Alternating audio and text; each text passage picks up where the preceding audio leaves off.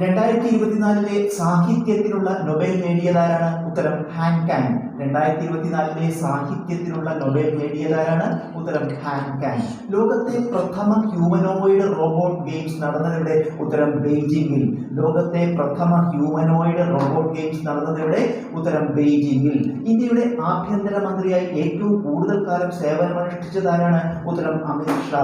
ഇന്ത്യയുടെ ആഭ്യന്തരമന്ത്രിയായി ഏറ്റവും കൂടുതൽ കാലം സേവനമനുഷ്ഠിച്ചതാരാണ്? ഉത്തരം അമിത് ഷാ.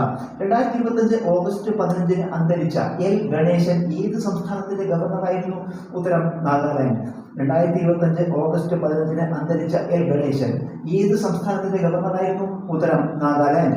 ഇന്ത്യയിലെ ഏറ്റവും ദൈർഘ്യമുള്ള വന്ദേ ഭാരത് ട്രെയിൻ റൂട്ട് ഏതെല്ലാം സ്ഥലങ്ങളെ ബന്ധിപ്പിക്കുന്നു? ഉത്തരം നാഗ്പൂർ പൂനെ.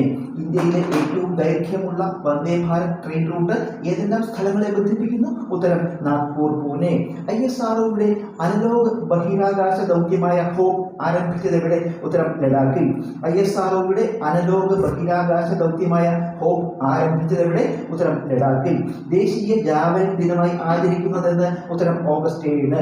ദേശീയ ജാവലിൻ ദിനമായി ആചരിക്കുന്നതെന്ന്? ഉത്തരം ഓഗസ്റ്റ് 7.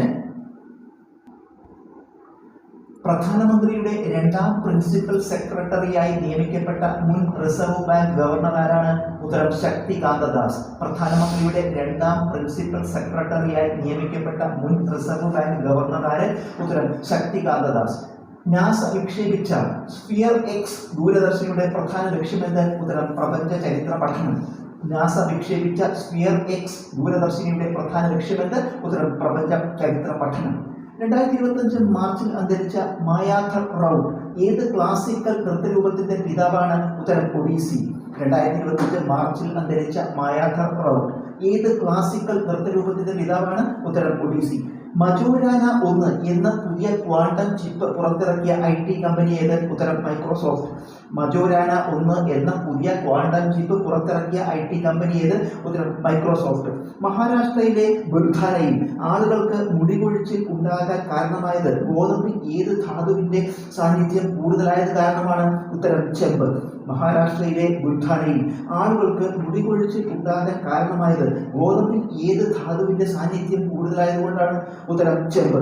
2025 ലോകാരോഗ്യ ദിനത്തിന്റെ സന്ദേശം എന്ത്? ഉത്തരം അമ്മമാരുടെയും നവജാത ശിശുക്കളുടെയും സുരക്ഷ. 2025 ലോകാരോഗ്യ ദിനത്തിന്റെ സന്ദേശം എന്ത്?